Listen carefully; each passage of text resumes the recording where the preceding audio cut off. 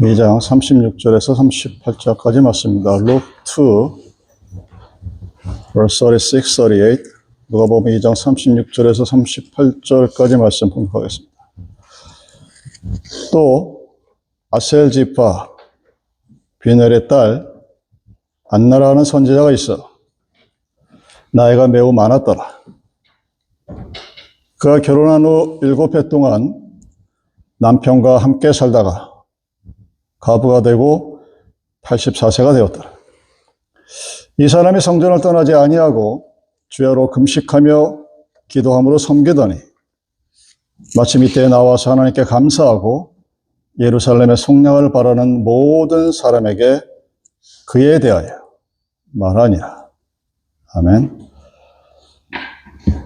지난주가 부활절이었습니다.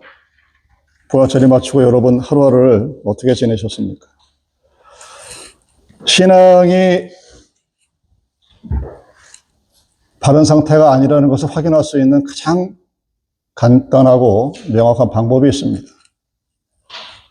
여러분이 하루하루를 살아가면서 조금씩 감사하는 마음, 기뻐함이 사라지게 되면 여러분 앞에 이제 레드 시그널이 이미 떠 있는 상태입니다. 여러분 하루가 별거 아닌 것처럼 느껴집니다.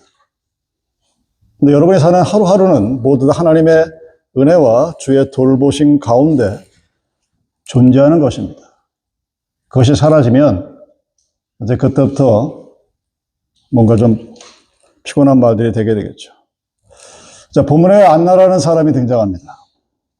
결혼한 지 7년 만에 과부가 되었다고 합니다. 과부가 된 후에 무려 84년 동안 하나님을 섬기면서 귀한 삶을 살았다는 것을 우리가 알아볼 수가 있습니다. 삶 속에서 위대한 삶이 과연 무엇일까를 많이들 생각해 봅니다. 마치 여러분들이 엘리멘터리 다닐 때 너 나중에 꿈이 뭐야? 그러면 뭐 대통령 되겠다, 장군이 되겠다, 나이팅게일이 되겠다, 뭐 이런 여러 가지 말을 하는데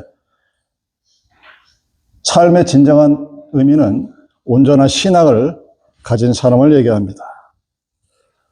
위대한 인물이 되는 것도 중요하지만 정말로 위대한 신앙을 가진 삶을 사는 것은 훨씬 더 가치 있고 중요한 일입니다. 안나가 몇 줄 되지 않는 이 짧은 글 속에서 우리는 이 여인의 신앙이 얼마나 대단한 것인지를 알 수가 있게 됩니다. 우리는 이 짧은 구절 속에서 안나가 갖고 있는 신앙이 어떤 모습인가 살펴보기를 원합니다. 그리고 여러분의 신앙이 이 안나가 가지고 있는 올바른 신앙의 모습을 닮아가기를 원합니다. 이 안나라는 여인은 고난으로부터 승리한 위대한 신앙인입니다. 여러분, 위대한 신앙이라는 것은 어떤 고난에서도 꺾이지 않고 그 고난을 이기는 신앙을 말합니다. 많은 사람들이 하나님을 믿는 것이 고난을 회피하는 길이라고 생각합니다. 제가 누누이 말씀드리지만 아닙니다. 여러분이 하나님을 믿든 믿지 않든 우리 인생이라는 삶의 가시덤불을 그냥 지나갈 수가 없습니다. 여러분들 주일날 예배 나오는 것을 어떤 사람들은 설교를 들으러 나간다고 합니다. 뭐 굉장히 중요한 부분이긴 하지만 그것 자체가 이미 그 사람이 갖고 있는 신앙이 잘못되어 있다는 것을 우리들에게 보여줍니다. 고난을 여러분 앞에서 하나님이 없애주지 아니하듯이 말씀을 듣는 것만이 신앙의 전부가 아닙니다. 예배를 드리는 것이라고 배우죠. 여러분 자신이 하나님 앞에 데디케이션이 되어야 되는데 그것이 무엇이냐? 이 안나가 결혼한 지 7년 만에 남편이 죽었다. 과부의 삶, 고아의 삶은 인생에 살아가는 데서 가장 힘든 삶입니다. 성경이 가난한 자를 도우라 했을 때 그 가난한 자로 대표되는 두 가지 사람이 바로 고아와 과부입니다. 이 고아와 과부로 대표되는 자의 삶은 의지할 곳 없는 삶을 의미합니다. 여러분이 잘났거나 못났거나 여러분의 배우자가 있고 자녀가 있고 부모가 있습니다. 그 모든 것이 없는 사람들이 바로 과부와 고아입니다. 그의 삶은 지금도 그렇고 예전에도 그렇고 정말로 어렵습니다. 힘들고 고난의 연속일 줄 모릅니다. 근데 그럼에도 그는 84년 동안 그 삶을 살아왔고 신앙으로 인해서 그가 하나님 앞에 예수를 보았다는 그 한 줄기의 말로 그의 신앙이 증거되어지는 삶을 살았습니다. 김메리라고 하는 사람이 이렇게 얘기합니다. 인생은 고뇌에 의해서 비로소 인생의 엄숙함을 안다라고 했습니다. 여러분이 세상을 아는 삶의 지혜, 경험 이런 것들이 나이가 들면 들수록 더 깊이가 있겠죠. 그래서 백발이라고 표현되어지는 것을 우리는 지혜의 상징이라고 합니다. 이제 저도 그 나이가 되다 보니까 이제 내가 과연 20대, 30대보다 더 지혜롭고 더 슬기롭고 더 현명한가 하고 스스로에게 자문해 봅니다. 여러분들이 책을 통해서 배우죠. 학문의 지식이 있습니다. 그리고 하나님이 나에게 주신 그 평화로운 삶을 통해서 그 하나님이 주시는 기쁨과 감사를 누릴 수도 있습니다. 근데 신앙의 진정한 위대함은 그 어느 누구에도 말할 수 없는 고통 가운데서 눈물 흘리면서 만났던 하나님에게 있습니다. 우리가 평화롭고 즐거울 때 그 하나님의 모습과 내가 정말 남에게 말할 수 없는 눈물을 흘려가면서 아픈 가슴을 부둥켜 안고 몸부림치고 땀을 흘리고 통곡하는 그 와중에서 만난 하나님과는 엄청난 차이가 있고 인생이 무엇인지를 다시 돌아보게 됩니다. 여러분들이 인생을 왜 힘들고 어렵게 사는지 한번 돌이켜보세요. 여러분들이 세상을 바라보는 그 문이 잘못되어 있기 때문입니다. 우리는 저 창문을 통해서 밖의 풍경을 바라봅니다. 그래서 우리는 항상 우리 마음속에 생각하기를 내가 세상을 바라보는 내 마음의 창은 항상 깨끗할 것이라고 확신하고 착각하고 있습니다. 근데 어떤 사람은 저 창문 위에 검은색으로 뒤덮인 사람이 있고 빨간색으로 칠해놓은 사람이 있고 별의별 사람이 다 있어요. 온전히 바깥의 모습을 바라보지 못합니다. 그래서 고난이 닥쳐왔을 때 그 고난을 하나님께서 주신 아름다운 모습으로 받아들이지 못합니다. 우리가 잘 알고 있는 토마스 에디슨이 여러분이 잘 알다시피 참 열심히 노력하는 사람이죠. 근데 그 사람이 어느 날 갑자기 연구실에 불이 나서 모든 데이터가 다 날아가 버렸습니다. 여러분이 PhD 박사학위 논문을 써보셨으면 아시겠지만 그 데이터가 학위 논문의 90%인데 그게 다 날아가 버리면 정말 인생이 끝날 것 같은 그런 절망에 빠지게 됩니다. 그런 최악의 순간에 그는 아들을 통해서 엄마를 데리고 오라 그러고 얘기합니다. 그리고 이 잿더미 속에서 인생을 배우자. 에디슨이 그랬답니다. 뭐 제가 본 건 아니다. 그랬다고 역사에 써져 있어요. 아무것도 없는 가장 고난의 심한 고통 가운데서 자기 배우자를 부르고 아들을 부르고 야 이것이 인생의 고난이다. 거기서 어떤 의미를 배우자라고 에디슨이 말했다고 하는 것입니다. 인생에게는 여러분 누구에게나 고난이 있습니다. 제가 누누이 말씀드리지만 나는 하나님을 믿으니까 나는 성령의 은혜를 충만히 받았으니까 나는 교회의 직분자이니까 나에게 고난은 없을 것이다. 하나님이 나에게 고난을 주지 않을 것이다. 나의 자녀들에게는 평탄대로가 열릴 것이고 아무런 일도 일어나지 않을 것이고 항상 인생이 평안할 것이라고 착각하지 마십시오. 만약 그렇게 얘기하는 설교자가 있다면 그것은 성경을 완전히 지멋대로 해석하는 사단과 같은 자들입니다. 사단이 그렇게 설교를 해요. 여기 와봐. 세상에 좋은 거 다 되게 해줄게. 인생에게는 고난이 있습니다. 그리고 우리에게는 그 고난을 피할 힘을 주시는 분이 있습니다. 여러분이 어떤 세상의 방법을 통해서, 수련을 통해서, 경험을 통해서, 환경을 통해서, 그리고 여러분이 가지고 있는 지적이고 능력인 재물의 그 모든 것을 동원한다 할지라도 우리 앞에 있는 고난을 피할 수 없을 때가 있습니다. 근데 그때 그 고난을 이겨나갈 수 있는 힘은 오직 신앙뿐입니다. 신앙은 다시 말하지만 하나님을 의지하는 것입니다. 내가 주님을 믿는다는 것이 아니라 내가 하나님을 의지하고 그 하나님께 그 고난의 해결책을 맡길 때, 그런 힘이 있을 때, 그 신앙이 있을 때 그 고난이 우리에게 고난이 아니라 축복으로 되돌아올 수 있다는 사실입니다. 고린도후서 1장 5절 말씀입니다. 그리스도의 고난이 우리에게 넘친 것 같이 우리의 위로도 그리스도로 말미암아 넘치는도다. 고난이 커야 위로도 크다고 얘기합니다. 죄가 많다는 사실을 아는 사람에게 하나님의 은혜가 더 큰 것과 마찬가지입니다.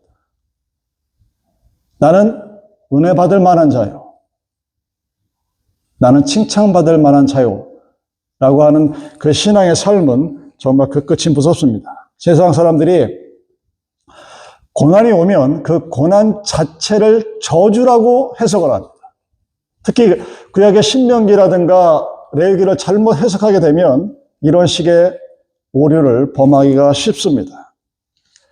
세상 사람들에게는 고난 자체가 실패일지 모릅니다. 그리고 세상 사람들에게는 고난이 오면 그 고난 때문에 멸망하는 경우가 많습니다. 그러나 그리스도 안에 있는 우리에게는 그 고난이 있으면 있을수록 그 고난이 우리들에게 축복이 됩니다. 남들에게 조롱거리가 되는 그것이 나에게는 즐거움이 되고 기쁨이 되고 하나님의 영광이 되는 것입니다. 여러분들은 세상의 것을 가지고 그리스도의 살아계심을 증거하려고 하는 그 수없이 많은 세상의 능력을, 세상의 자랑을 버리셔야 합니다. 그러지 아니하면 우리는 진짜로 하나님을 만날 수가 없습니다. 그래서 매년 부활절 예배를 드려도 자기 자신에 대한 죽음에 대한 확신이 없이 오늘을 살아갑니다. 그래서 오늘 내가 살아가는 하루가 기쁨이 없고 감사가 없어지게 되는 이유가 바로 거기에 있는 것입니다. 여러분, 실패가 있을수록 더 큰 성공의 길이 열립니다. 이런 것이 클수록 더 좋은 것을 주시는 것이 하나님의 법칙입니다. 여러분의 삶에서 고난이 있다 할지라도 그 고난을 가지고 고난 자체 때문에 슬퍼하지 마십시오. 그 고난을 이겨나갈 수 있는 어떤 신앙의 힘이 여러분에게 있기를 바랍니다. 안나가 37절에 이렇게 되어 있습니다. 과부된 지 84년이라 이 사람이 성전을 떠나지 아니하고 주야에 금식하며 기도함으로 섬기더니. 안나의 84년의 삶이 어떠했는가가 한 줄로 설명이 되어 있습니다. 84년이라는 그 긴 세월 동안 키포인트는 성전을 떠나지 아니했다라는 말씀입니다. 여러분, 위대한 신앙이 무엇이냐? 성전을 지키는 신앙입니다. 많은 사람이 괴로우면 성전을 뛰어나갑니다. 많은 사람들이 지 맘에 안 들면 교회를 뛰쳐나갑니다. 그리고 교회를 전전에 돌아다닙니다. 한국 교회의 가장 큰 문제점이 뭐냐? 현재 교인 숫자는 늘어나지 않았어요. 교회 숫자도 늘어나지 않습니다. 근데 몇몇 교회는 늘어납니다. 뭐가 잘못된 거죠. 끼리끼리 돌아가는 거예요. 괴로우면 성전으로 더 가까이 가는 사람이 바로 위대한 신앙의 소유자입니다. 실패하고 낭패하고 그리고 고난이 있을 때 그리스도를 떠나는 사람이 있기도 하지만 오히려 더 주님 앞에 나와서 매달리고 기도하고 부르짖으며 주님 뜻대로 하시옵소서, 나를 도와주시옵소서 하고 기도할 수 있는 그 사람, 나는 예수 없이는 살 수가 없습니다 라고 고백할 수 있는 사람, 그 사람이 바로 위대한 신앙의 소유자입니다. 여러분, 위대한 신앙의 소유자가 이 산을 옮겨서 절로 옮기게 하는 그 대단한 말을 하는 사람이 아니라 교회를 중심으로 생활하는 사람입니다. 성전을 가까이 했다. 84년 동안 성전을 떠나지 아니했다는 이 안나의 위대한 신앙의 모습이 무엇인지를 여러분 분명히 아시기 바랍니다. 신앙이 좋다는 의미는 열심히 있다는 것으로 우리는 대부분 그렇게 생각을 합니다. 아마 여러분도 그런 모습으로 남들에게 보이기를 원하고 내가 가지고 있는 신앙의 그런 것으로 사람들에게 나는 정말 신앙이 있는 사람이다라고 보여주려고 하는 경향이 굉장히 많습니다. 열심히 있는 신앙이 위대한 신앙이 아닙니다. 그건 신앙의 한 모습이죠. 뿌리가 견고히 내린 나무가, 뿌리 깊은 나무가 큰 나무듯이 뿌리는 성전에 둬야 됩니다. 교회에 뿌리를 내린 자가 위대한 신앙입니다. 여러분, 교회는 예수가 이 땅에 오셔서 부활하시고 하늘나라로 올라가실 때 내가 다시 재림할 그때까지 제자들에게 이 땅 위에 하나님의 나라가 어떤지를 보여주는 창으로서의 역할을 하는 것으로 세워주는 것이 바로 교회입니다. 그리고 그 교회는 이 땅에 존재하지만 이 세상에서 하나님의 나라가 만약에 내가 죽고서 영혼이 그 하나님의 나라에 들어간다면 그 하나님 나라의 모습이 어떠할 것인가를 미리 보여주는 예시로서의 존재가 바로 교회의 존재 목적 중에 하나입니다. 그 존재가 흐트러지면, 다시 말해서 교회를 통해서 하나님의 나라에 대한 갈망과 기대와 하나님 나라의 모습의 아름다운 모습이 이 땅 위에 있는 교회 안에서 보여지지 않으면 그 교회는 교회가 아닙니다. 그래서 교회는 신앙의 뿌리가 되어야 되고, 여러분이 신앙의 위대함을 느끼기 위해서는 그 교회 안에 여러분의 신앙의 중심이 교회가 되어야 합니다. 여러분이 교회를 중심으로 신앙생활을 하면 여러분의 가정은 저절로 잘 될 수밖에 없습니다. 뿌리가 굳건하면 열매가 나고 가지가 저정도로 열리게 되어 있습니다. 교회를 떠나고 교회 밖에서 신앙생활하는 사람이 잘 될 수 있는 법은 없게 됩니다. 여러분, 아무리 세상의 유행이, 저는 한 1년 정도 가는 줄 알았거든요. 뭔가 이렇게 유행을 하면 바지통이 넓어졌다, 여자들 치마 길이가 짧아졌다, 좁아졌다. 이게 제 생각에는 그냥 1년 정도 가나 보다 그랬는데, 요즘에 70년대, 아니, 90년대 이후의 트렌드는 3개월마다 한 번씩 그 트렌드가 바뀐다고 합니다. 그래서 왜 사람들이 그렇게 할까 봤더니 3개월만 지나면 사람들이 그걸 실증을 낸다고 그래요. 그 패셔니스트하고 심리학자들이 연구를 해서 자기들이 돈을 벌려니까 그래서 3개월마다 계속해서 새로운 상품이 나오는 거예요. 똑같은 계절에 있다 하더라도 같은 옷인데 여러분, 1년 전에 입는 옷과 지금의 옷, 우리가 60년대 입었던 옷과 70년대 입었던 옷, 정말 그렇잖아요. 그냥 입으면 되는데 용도는 똑같은데 다 달라요. 계속 바뀌어버립니다. 그래서 매번 바뀌는데 우리의 마음도 그렇게 바뀝니다. 저기가 좋을까? 여기가 좋을까? 성경 공부도 트렌드가 있어요. 그것도 유행하는 방법이 있고 메커니즘이 있고 유통하는 경로가 있습니다. 시간을 지나서 보다 보니까 알게 되더라고요. 그 어느 날 갑자기 막 무슨 성경 공부를 하다가 어느 날 갑자기 또 싹 사라져 버립니다. 이게 뭐지? 이건 아닌데. 유행이라는 것을 거부하는 것이 아니라 그 모습이 왜 하나님을 믿는 데서도 그렇게 들어가야 될까? 의구심을 가질 수밖에 없습니다. 여러분의 신앙이 3개월마다 한 번씩 바꿔 입어야 되고 변해야 되는 그 유행을 쫓아가는 그런 신앙이라면 뭔가 잘못돼도 한참 잘못된 겁니다. 많은 사람들이 이 신앙의 세계에서도 권태를 느낍니다. 똑같은 것을 듣기를 싫어해요. 그래서 전통을 깨우셔야 되고 새로운 것을 열어야 된다고 생각합니다. 끊임없이 그 작업이 반복됩니다. 네, 여러분, 신앙은 변하지 않는 게 신앙입니다. 만약에 내가 하나님을 믿었다 했는데 내 신앙의 뭔가가 계속 끊임없이 변해나가고 그것을 디벨로프 된다고 생각을 하고 또는 이볼루션으로 생각한다면 뭔가 좀 이상한 거예요. 나와 하나님과의 관계된 신앙은 변하지가 않습니다. 신앙은 변할 수가 없는 거예요. 여러분, 신앙은 세상에 줄 수 없는 것입니다. 교회는 그 세상에 줄 수 없는 신앙의 뿌리를 세워나가는 곳입니다. 그래서 우리는 이 땅이 끝나는 삶 그날까지 교회를 사랑하고 예수님을 하나님을 사랑해야 합니다. 자기가 맡은 사명이 얼마나 귀한지, 교회의 직분이 나에게 얼마나 고귀하고 대단한 것인지를 알고 감사하게 살아가야 합니다. 여러분, 기독교가 2000년 역사를 자랑합니다. 그 많은 사람들이 교회 이외의 것에 쫓아다닙니다. 우리가 이단이라 부르고 사입이라 부르는 것들이 다 교회 바깥에 존재합니다. 그리고 교회의 탈을 뒤집었습니다. 근데 그 사람들이 끝이 항상 좋지가 않아요. 여러분, 이단을 구별하는 방법은 간단합니다. 내가 하나님이 하는 사람은 무조건 이단이에요. 그리고 돈 내라고 하는 데는 무조건 이단입니다. 사입이. 세상을 다 버려라 하는 것도 사입이 이단의 특징 중에 하나입니다. 신천지도 마찬가지고. 우리는 세상을 악으로 보지 않습니다. 나 외의 모든 적은 사단이라고 생각하는 그런 잘못된 믿음도 있습니다. 왜 그 사람들이 그렇게 엉뚱한 곳에 헤매며 살아갈까? 교회 안에 신앙의 뿌리가 없기 때문입니다. 여러분의 교회관이 흔들리면 신앙이 흔들립니다. 그리스도가 세운 자신의 몸된 것이 바로 교회입니다. 이 교회 안에 여러분의 직분은 예수 그리스도의 형상화, 퍼스니피케이션을 보여주는 역할로서만 존재하는 때 가능합니다. 그리스도가 여기 있습니다. 여기 가면 하나님의 은혜가 충만합니다 하고 쫓아다니지만 신앙의 중심은 항상 교회여만 합니다. 여러분이 섬기는 교회 안에, 여러분이 교회 안에서 드린 기도 안에 하나님이 계시다는 사실을 항상 기억하시기 바랍니다. 교회 안에서 나에게 맡겨진 사명을 다하고 교회 안에서 내 모든 것들을 바칠 때 하나님이 가장 기뻐하십니다.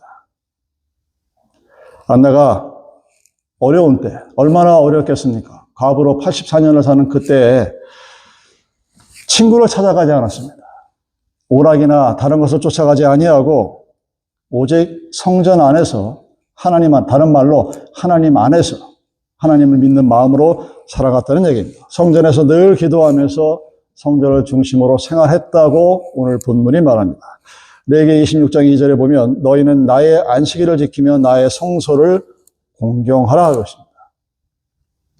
안식일을 지킨다는 의미, 하나님의 성소, 하나님의 교회를 공경하라는 얘기입니다.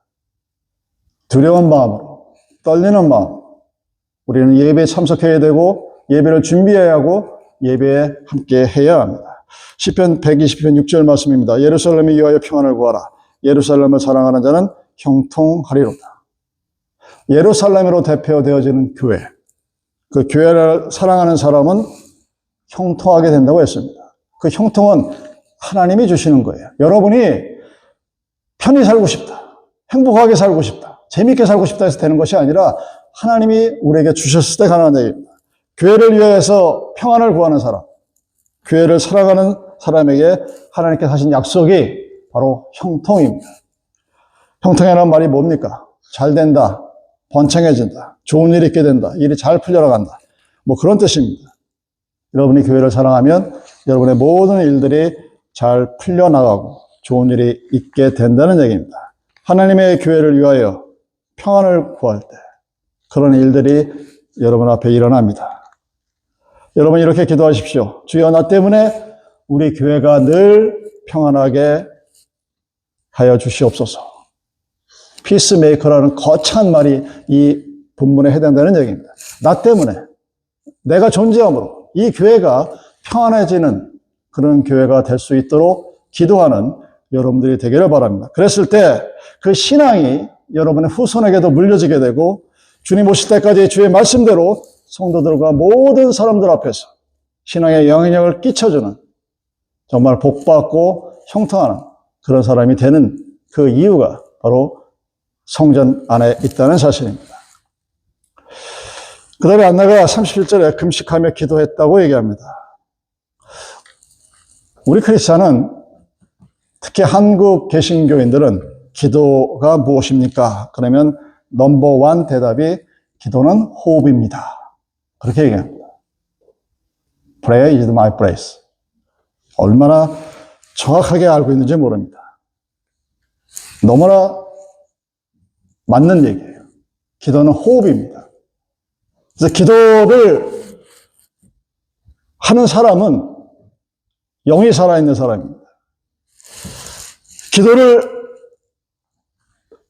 등한히하고, 다른 말로 호흡을 멈추고 무릎이 뻣뻣한 그런 간구의 영이 없는 사람에게는 온갖 시험이 닥치게 되어 있습니다. 왜 여러분들이 매일매일 시험의 문턱에서 갈등하고 살아가느냐? 여러분, 우리는 참 미련해서 항상 이 결정장애에 빠져 살아갑니다. 짬뽕 먹을까, 짜장 먹을까? 이 정도를 결정하는 것은 애교사항에 속하죠. 뭔가를 결정할 때 항상 너무 많은 것을 생각하느라고 순간순간을 놓치며 그 결정의 순간에서 우리가 결정하고 나서 우리가 받을 수 있는 어떤 기쁨 이런 것을 다 날려버립니다. 왜 그러느냐? 왜 우리가 그런 시험에 끊임없이 계속 빠지며 살아가느냐? 마태복음 26장 41절입니다. 예수님이 이렇게 말씀하시죠. 시험에 들지 않게 깨어있어 기도하라. 우리가 시험에 들고 빠지고 뭔가 트러블 메이커가 되고 뭔가 계속해서 결정을 하지 못하고 왔다리 갔다리 하는 이유가 뭐냐? 기도를 안 하기 때문이라는 얘기죠. 기도를 안 하면 시험에 빠진다고 이해하고 있지 않습니까? 기도하면 시험에 빠지지 않을 뿐만 아니라 사단도 대여섯 개의 길로 물러간다고 말했음에도 그렇습니다. 기도를 안 하면 시험이 오고 기도를 하면 시험이 사라지고 시험을 이길 수 있다 이 이야기죠. 겟세마네 동산에서의 그 엄청난 일을 눈앞에 둔 예수님께서 가는 것도 모르고 쿨쿨 잠자는 제자들에게 뭐라고 말씀하십니까? 너희가 나와 함께 1시 동안도 이렇게 깨어 있을 수 없더냐? 시험에 들지 않게 깨어 있어 기도하라. 1시간도 못 깨어 있는 거예요. 왜? 피곤하니까. 왜? 바쁘니까. 왜? 힘드니까. 이유는 수천 수백 가지를 낼 수 있습니다. 근데 결론은 기도하지 않으면 시험에 든다는 겁니다. 여러분이 기도를 안 하면 여러분의 믿음은 절대로 자랄 수가 없습니다. 여러분이 기도하지 않으면 내가 비록 하나님의 전에 있다 할지라도 하나님이 주시는 그 대단한 무엇인가를 알 수가 없게 됩니다. 기도할 때 우리는 담대할 수 있습니다. 기도할 때 성령이 함께합니다. 기도할 때 우리는 고난을 고난으로 여기지 않습니다. 마귀가 무서워하는 사람은 기도하는 사람입니다.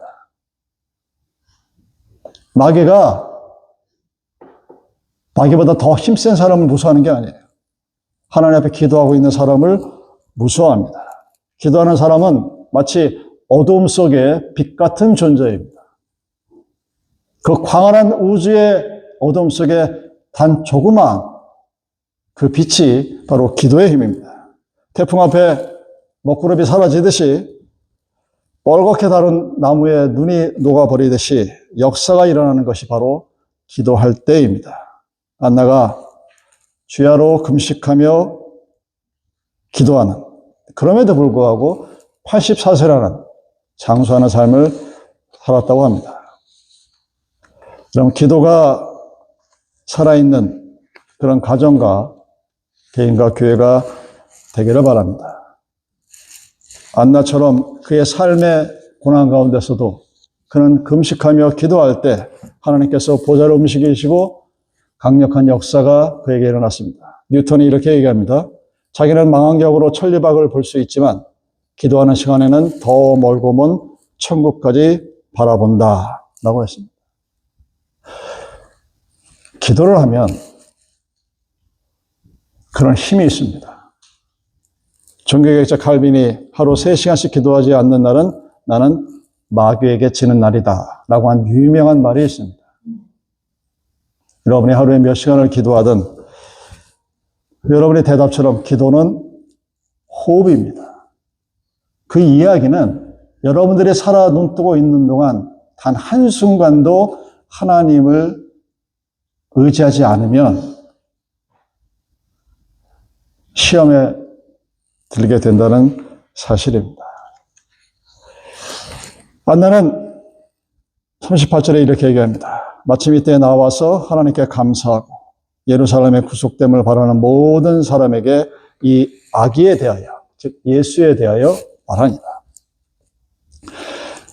처음에 얘기했지만 여러분의 신앙이 뭔가 잘못되어 가고 있다는 느낌을 여러분 스스로가 느낄 수 있는 첫 번째 징표는 여러분의 입술에서 감사하는 말과 마음이 사라져 가면, 그걸 여러분이 느끼면 바로 무릎 꿇으셔야 돼요. 뭔가 잘못된 길로 가고 있는 거예요. 우리는 매일매일이 그냥 늘 이런 것 같아요. 근데 여러분, 매일매일이 하나님께서 주시는 감사와 기쁨이 없는 삶을 사는 사람들은 우리 예수를 믿지 않는 사람들의 삶의 모습입니다. 좋을 때, 기쁠 때, 내가 원하는 뜻대로, 내 계획대로 모든 것이 다 되었을 때, 여러분, 그때는 하나님을 모르는 사람도 감사해요. 그리고 좋아합니다. 그리고 기뻐 날 때입니다. 짐승도 여러분, 우리 집에 있는 강아지에게 밥을 주면 그 사람을 좋아해요. 우리 집 식구가 넷이 있는데 그 녀석이 좋아하는 애는 딱 하나밖에 없어요. 지한테 밥 주는 애. 나도 지를 좋아하고 지도 나를 좋아하는 것 같은데 앞에 와서 꼬리를 절대 안 흔들어요. 누구한테 꼬리를 흔듭니까? 밥 주는 사람한테 꼬리를 흔들어요. 짐승도 그걸 압니다. 우리가 하나님 앞에서 기뻐하고 감사하는 것은 하나님이 나에게 무언가를 주셨으니까 거기에 대한 보답이 아닙니다. 하나님이라는 존재 그 자체만으로 나라는 사람이 그 하나님을 알게 되고 그 하나님으로부터 받는 그 무엇인가가 오늘 여러분이 찬양하셨던 것처럼 성령으로 충만케 하시고 은혜로 충만케 하셨을 때 그것을 인해서 하나님께 감사하는 거예요. 그래서 여러분들이 삶 속에서 오늘의 삶 속에서 감사가 할 마음이 별로 안 생겨나고 별로 기쁘지 않고 어제나 오늘이나 별로 차이가 없는 이런 것 같으면 그럴 때 여러분들이 점검해야 될 것이 바로 여러분의 신앙의 모습입니다. 하나님께서 우리에게 요구하시는 것은 감사입니다.